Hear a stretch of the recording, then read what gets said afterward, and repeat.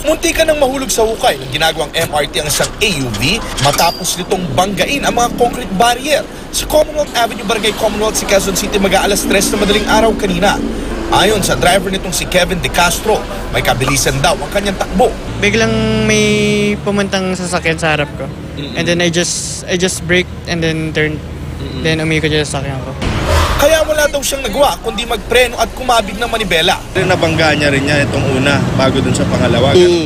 Nauna siya dito, then umikot siya, dahil yung kabila, nalaglag din ko sa may hukay.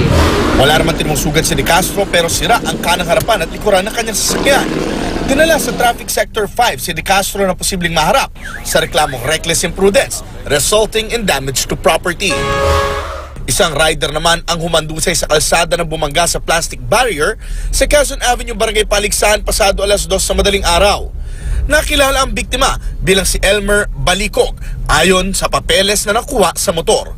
Ayon kay Sherwin Torres, traffic enforcer ng Traffic Sector 1, sa sobrang kalasingan ng rider ay nakatulog ito sa kalsada matapos sumemplang. Nagtamo ng sugat sa ulo ang biktima na dinala sa East Avenue Medical Center.